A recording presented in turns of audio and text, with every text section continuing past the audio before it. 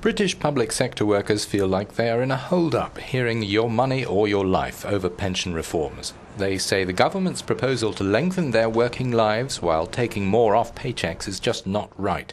At University College London, half the staff joined the strike, including this former bus driver, now a lecturer.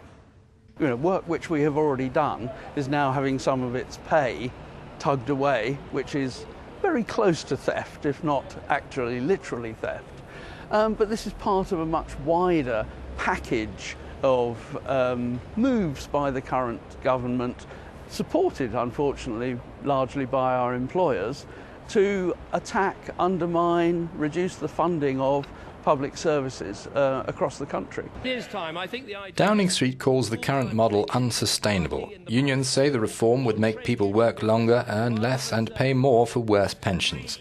The Prime Minister said this is about being fair and is really not so bad. A teacher retiring on a salary of £37,000 would have got £19,000, will now get £25,000. These are fair changes, and I'll tell you why they're fair. We rejected the idea you should level down public sector pensions. We think public sector pensions should be generous, but as people live longer, it is only right and only fair that they should make greater contributions.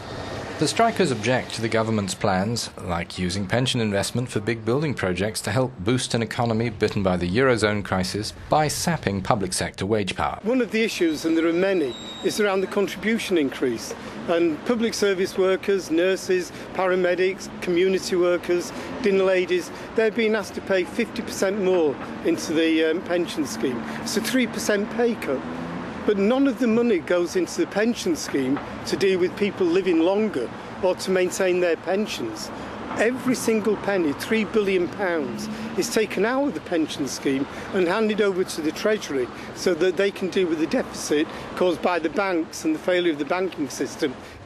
Britain's coalition has made its priority to erase a budget deficit that was still higher than 10% last year. Slowing growth and plunging demand from other European markets make for an even more stubborn deficit challenge.